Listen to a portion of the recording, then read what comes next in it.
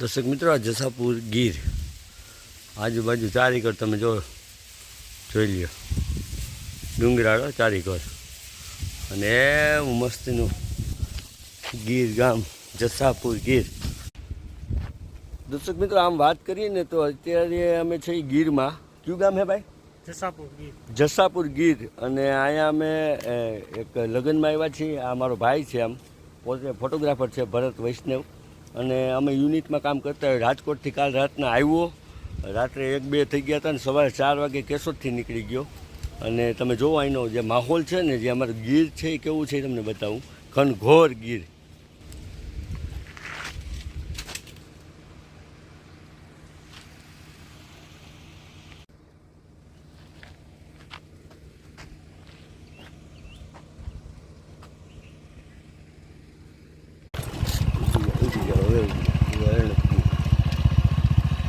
એને ખબર નથી આ કોણ છે.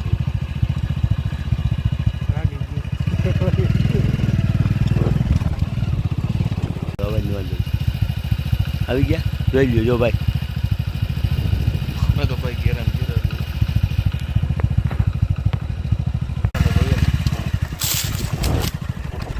બાબા જેવો થતો જાવ. દર્શક મિત્રો, આ જસાપુર ગીર આજુબાજુ 4 એકર તમે જોઈ લ્યો. ડુંગરાળો 4 એકર અને એવું મસ્તીનું ગીર ગામ જસાપુર ગીર. કાંઈ ઘટે નહીં.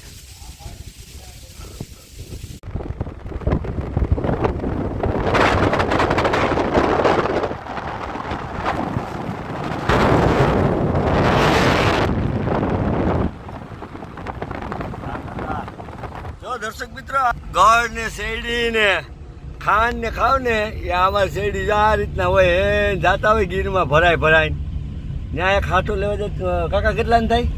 30-40 રૂપિયાનો. હે ના ફ્રીમાં આપે. આય નહીં તો ન્યા 40 રૂપિયા. 40 રૂપિયાનો થાય. અહીં તમે એમ કહો ને કે અમારે શેરડી ખાવી એટલે તમને ફ્રીમાં થઈ જાય. ખાવ તમે તમારે ઘરના રાબડા હોય તો કાકા એમાં કેવી મજા આવે? ઘરમાં એક નંબર. હે સરસ, બહુ મજા આવે. એટલે અમારું જે આ વિલેજ લાઈફ છે ને એ કંઈક અદ્ભુત છે. ભલે હોય આપણે જે ઘણા કોમર્શિયલ જીવન જીવતા હોય એમને પૈસો જ મહત્વનો હોય, પણ આ તો અદ્ભુત.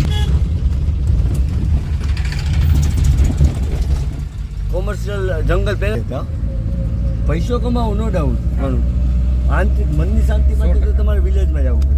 100% સાચી વાત છે રાજુભાઈ. તમે ભલે અત્યારે મારી દ્રષ્ટિએ આખા ભારતનું પરિભ્રમણ કરી લીધું, બરાબર, પછી તમે અત્યારે સારા એવા સિટીમાં છો, પણ ગીર શું છે ટૂંકમાં હૃદય. એમ હાવ રજા હોય ને કાંઈ કામ ન હોય એટલે આપણે હાલો ગીરમાં. રાજુભાઈ, સાચી વાત ને નાના એવા શબ્દોમાં કહું ને તો મારું શરીર ભલે શહેરમાં રહીએ, મારો આત્મા તો અહીંયા જ વસે છે. આ મારા કાકાજી સસરા. અને આ આત્માની તૃપ્તિ માટેથી જ્યારે ને ત્યારે આ ગાંડી ગીરની મુલાકાતે આવવું પડે છે અને આવતા જ રહેશું. અને આ ભાઈ છે, મોજ તો મોજ જ છે. આ ભાઈ છે એ મારા ભાઈ થાય. આ મારા કાકાજી સસરા, આમ ફ્રેન્ડ સારા એવા. અને આજે અમે 25 વર્ષથી આ જોબમાં આમ ફિલ્ડમાં વર્ક કરીએ છીએ. ફોટોગ્રાફર છે, સારા શૂટર, સિનેમેટિક કેન્ડિડ કરે અમારે ભરતભાઈ. એવું બધું કરીએ છીએ. અને અમે આ રીતના વ્લોગ બનાવીએ એટલે હું તમને ખબર પડે કે ભાઈ બધા કહેતા હોય કે સ્ટુડિયોવાળાને કાંઈ ઉપાધિ નથી, પણ અમે જે સ્ટ્રગલ કરતા હોય. આજ તમે મને જુઓ ને, આમ જુઓ તો મારો વેહ જુઓ તમે, તો 15 દિવસથી આમ છું. મારો અવાજ થોડોક બેસી ગયો અને કાંઈ મેળે નથી ટૂંકમાં. એટલે વાંથીમાં કાલ રાત્રે રાજકોટ હતું ને આજે સવારમાં કાકા કેટલા વાગે પહોંચી ગયા અહીં? આજે સવારમાં તમે છે ને વધીને 6:30 વાગે અહીંયા હાજર હતા. હા, એટલે આખી રાત ઊંઘવાનું નથી.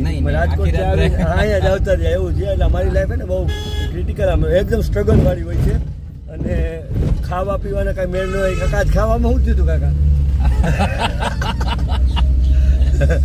વસ્તુ તો એવી બની હતી મિત્રો કે જમવાની અંદર અમે લોકો કામમાં એટલા વ્યસ્ત રહ્યા. જો કે આ લોકોની ઉતાવળ એવડી હતી. 11:15 જમણવાર ચાલુ થયો ને 12:30 પૂરું. ત્યારે અમે ફોટા પાડીને નવરાજ 1 વાગે થયા. અને એ બધું હકલાઈ ગયું હતું. મેં કીધું અમારે જમવું બાકી હવે કીધું.